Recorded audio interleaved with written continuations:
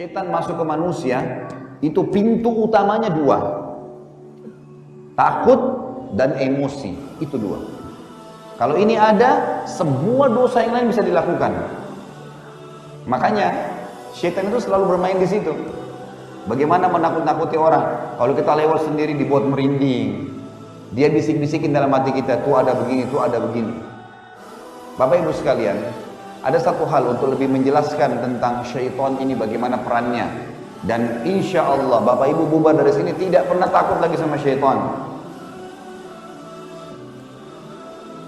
Bapak Ibu sekalian, dalam Islam tidak ada namanya ruh gentayangan. Ini garis bawah itu. Saya mau tanya Bapak Ibu sekalian, ini yang masih terpengaruh dengan banyak sinetron dan film-film kita di Indonesia. Kalau ada rumah orang di situ bunuh diri, gantung diri kah, dia tusuk dirinya kah? Adakah Bapak Ibu yang mau beli rumahnya? Hah? Jujur ya? Kok nggak ada yang nyaut ini, masih hidup nggak ini? Kalau jemaah saya di Jakarta saya tanya, Bapak Ibu mau beli rumah nggak? Yang ada orang bunuh diri? Nggak mau Ustaz. Kenapa? Takut. Itu jawabannya. Baik, simpan deh rumah ini. Nanti kalau sudah saya jelaskan pasti Bapak Ibu akan berebut beli nanti. Rumah yang kedua, tadi orang bunuh diri. Rumah kedua orang yang dibunuh sekeluarga. Ada perampok datang, tadi bunuh diri, ini dibunuh. Mau beli rumahnya nggak? Sama aja nggak mau. Kenapa? Takut. Karena gambarannya selalu digambarkan ada ruh gentayangan. Bapak Ibu sekalian ambil dari saya dan percaya ini wahyu. Tidak ada ruh gentayangan. Nggak ada ceritanya kuburan terbuka pocongnya keluar. Tidak ada ceritanya itu orang kalau buang air ada tangan tarik-tarik orang dari kloset. Tidak ada ceritanya pocong bisa jalan lah, tengkorak bisa jalan lah, bisa bicara lah. Semua itu dusta, bohong. Tidak ada. Dari mana dalilnya Ustaz? Bisa tuntun kami nggak? Dengarkan hadisnya. Hadis riwayat Bukhari. Kata Nabi SAW waktu habis mengantar jenazah sahabat, beliau mengatakan, kalau orang mukmin meninggal dunia, siapa itu orang mukmin Bapak Ibu sekalian? Orang yang sudah menggabungkan rukun Islam dan rukun iman. Udah syahadat, udah sholat, udah zakat, udah haji, udah puasa Ramadan, iya. Tapi nggak cukup. Kalau Bapak Ibu sholat, Allahu Akbar, sholat, Allah ada nggak ya? Malaikat catat nggak? Ini ada pahalanya nggak? Itu masih muslim namanya. Masih level terbawah di agama kita. Tapi kalau Bapak Ibu mau lebih tinggi namanya mukmin. Mukmin itu sholat Allahu Akbar. Oh Allah melihat saya nih. Bacaan yang saya ucap ini malaikat sedang catat. Ini ada pahalanya. Nanti saya masuk surga. Itu mukmin. Jadi dihubungkan antara rukun Islam sama rukun iman. Yakin Allah ada, yakin malaikat catat, yakin ini betul dibawa oleh Rasul, yakin disebutkan dalam kitab Al-Quran, yakin hari kiamat kita akan terima pahalanya. Yakin tentang takdir-takdir Allah, itu rukun iman, namanya orang mukmin. Kata Nabi SAW, kalau orang mukmin meninggal dunia akan ikut dengannya, ya, akan didatangi oleh 3 malaikat. Kalau dia meninggal dunia akan datang kepadanya 3 malaikat.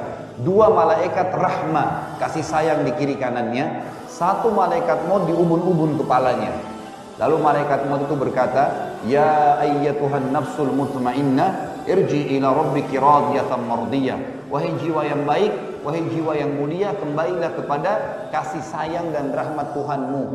Kata Nabi SAW, ruhnya keluar lebih mudah dari air dari mulut kendi. Cepat sekali. Belum sesaat keluar, malaikat rahmah kasih sayang di kiri kanannya membawa kain kafan dari surga, membungkusnya dengan kain kafan tersebut, lalu dibawa ke langit, menembus 7 lapis langit tersebut menuju kepada Allah Subhanahu wa taala. Lalu setiap menembus 7 lapis langit itu malaikat-malaikat di langit sana berkata kepada malaikat rahmah yang membawanya, ruhnya siapa ini? Sungguh mulia ruh ini. Semoga Allah membuat ruh ini lewat di sisi kami. Kenapa? Kata Nabi SAW, karena ruh itu mengeluarkan bau yang lebih wangi dari bau kasturi. Semoga kita ini insya Allah termasuk. Bapak Ibu sekalian, lalu kemudian bawalah ruh tersebut sampai ke atas. Kata Nabi SAW, lalu terdengar suara Allah berkata, catatkan hambaku ini termasuk penghuni surga, kembalikan dia di dunia karena di sana saya ciptakan, di sana pula saya akan bangkitkan. Diantar ruhnya kembali ke kuburan bersamaan dengan jasadnya diantar oleh kerabatnya. Begitu dimasukkan oleh kerabatnya, ditutup, 3 langkah mereka pulang. Kata Nabi SAW, si mayit ruh ini masih dengar suara kaki sendal mereka 3 langkah, selebihnya sudah nggak dengar lagi. Lalu datang kepadanya malaikat Munkar dan Nakir mendudukkan dia, lalu bertanya, siapa Tuhanmu, siapa nabimu, apa kitabmu? Karena dia orang beriman, kata Nabi SAW, Nabi membaca ayat, yusabbitullahu alladhina amanu bil qawli tsabiti fil hayati dunya wa fil akhirah. Allah akan kekalkan di lisannya orang-orang yang beriman jawaban untuk menjawab pertanyaan-pertanyaan baik di dunia maupun di akhirat. Di dunia misal, kalau kita ditanya kenapa kamu sholat, kenapa kamu puasa, kita kalau belajar bisa punya jawaban. Dan di akhirat kata ulama adalah di alam barzah, di kuburan. Pertanyaan malaikat dijawab oleh dia. Setelah dia jawab, maka dibukakan baginya pintu neraka. Siksaan, azab, orang dicincang, orang dibakar, teriak-teriakan. Orang ini yang mati ini kaget. Kata malaikat, lihatlah dari apa Allah selamatkan dirimu. Karena kau beriman, kau beramal soleh, nggak jadi masuk sini, ditutup. Dibuka pintu surga, dayang-dayang, permadani, perhiasan, segala macam. Ini tempat kau sekarang. Maka kata Nabi SAW, si mayit ini berdoa mengatakan, ya Allah, cepatkanlah waktu karena aku ingin masuk ke dalam surgaku. Lalu datang di sebelahnya Bapak Ibu sekalian orang yang tampangnya bagus, bajunya bersih, badannya wangi. Saking luar biasanya sempurnanya orang ini, sampai si mayit bilang, siapa kamu ini? Sungguh sempurna ciptaan Allah pada dirimu. Maka dia bilang, saya amal solehmu, sholat, puasa, ini hadir di majelis ilmu seperti ini. Ya, semua itu yang akan menemani kau sampai hari kiamat. Maka kemudian terdengar suara dari langit, Allah berkata, luaskan kuburan hambaku ini seluas pandangan matanya dan jadikan kuburannya ya, taman dari taman surga, terbentang selalu jalan menuju ke surga tiap hari dilihat. Maka bahagialah orang tersebut. Kalau orang fasik, orang yang masih bermaksiat, tidak sempat taubat sebelum meninggal walaupun muslim, sama orang kafir, hati-hati. Metode cara matinya sama. Kata Nabi SAW, kalau orang fasik atau orang kafir akan datang kepada mereka 3 sosok malaikat. 1 malaikat maut di ubun-ubun kepalanya dan 2 malaikat azab penyiksa di kiri kanannya. Yang malaikat azab ini membawa kain kafan dari neraka. Lalu malaikat maut di ubun-ubun kepalanya berkata, wahai jiwa yang busuk, keluarlah kepada kemurkaan Tuhanmu. Maka ruhnya kata Nabi SAW berantakan di tubuhnya, nggak mau keluar, ketakutan. Lalu Allah berfirman dalam surah Al-Anfal, walau tara idh yatawaffal ladina kafarul malaikatu yadribuna wujuhahum wa adbarahum wa dhuqu adzabal hariq. Kalau kalian lihat bagaimana dahsyatnya para malaikat mencabut ruhnya orang fasik dan orang kafir, menghantam wajah mereka dan bokong mereka dengan keras, dan dikatakan kepada mereka, rasakanlah panasnya api neraka. Lalu ruh tersebut kata Nabi SAW ditarik dengan keras oleh malaikat maut, seperti ibaratnya bulu domba yang dibasahkan lalu dililitkan di pohon berduri dan ditarik dengan keras sehingga berantakan bulu domba itu. Lalu kemudian belum sesaat dia keluar, ditangkap oleh malaikat azab, dibungkus dengan kain kafan dari neraka, dibawa ke langit. Baru tiba di langit pertama ditutupkan pintu, gak dibukain. Lalu para malaikat di langit berkata kepada malaikat yang membawanya, siapa ruh ini? Sungguh buruk ruh ini. Semoga Allah tidak buat dia lewat di sisi kami. Kata Nabi SAW, malaikat azab menyebutkan namanya yang paling buruk di dunia. Fulan bin Fulan, gitu kan. Lalu kata Nabi SAW, malaikat-malaikat langit tidak berharap dia lewat karena badan ruhnya bukan badannya. Ruhnya mengeluarkan bau lebih busuk daripada bau bangkai. Wa na'udzubillah. Lalu terdengar suara dari langit, Allah berkata, catatkan hambaku ini termasuk penghuni neraka. Kembalikan dia di dunia, di sana saya ciptakan, di sana pula saya akan bangkitkan. Diantar ruhnya bersama jenazahnya diantar oleh kerabatnya, 3 langkah dia masih mendengar. Setelah itu datang malaikat lalu dudukkan dia bertanya, siapa Tuhanmu, siapa nabimu, apa kitabmu?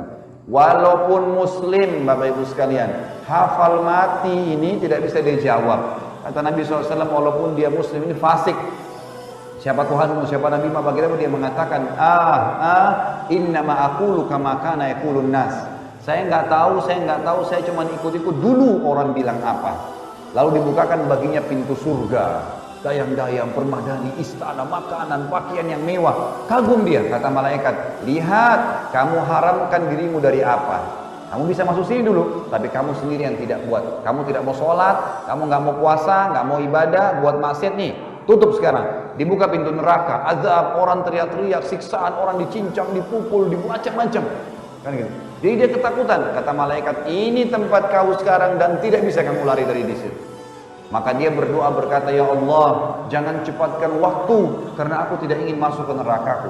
Lalu datang di sebelahnya orang yang tampangnya buruk, bau badannya tidak baik, bajunya kotor, menakutkan. Sampai ruh ini berkata, siapa kamu ini? Pergi dari saya. Sungguh buruk ciptaan Allah pada dirimu. Maka dia berkata, saya amal burukmu, zinahmu, ribamu, judimu, segala durhaka dengan orang tua yang akan menemani kau sampai hari kiamat. Maka pada saat itu kata Nabi SAW, Allah pun mengutus kepadanya malaikat yang malaikat ini tidak punya pendengaran dan penglihatan. Allahu alam bagaimana, tapi begitu hadisnya dalam riwayat Bukhari.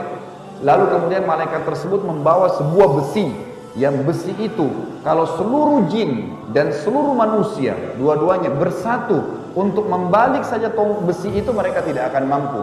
Dihantamkan kepada orang ini, kemudian hancur badannya, diutuhkan kembali begitu terus sampai hari kiamat. Riwayat yang lain menjelaskan dinding kuburannya akan menjepit tulang rusuknya sampai seperti ini, dikembalikan begitu terus sampai hari kiamat. Kata para ulama hadis, digabungkan kedua azab, dipukul, dijepit, dikembalikan, dipukul, dijepit, dikembalikan sampai begitu.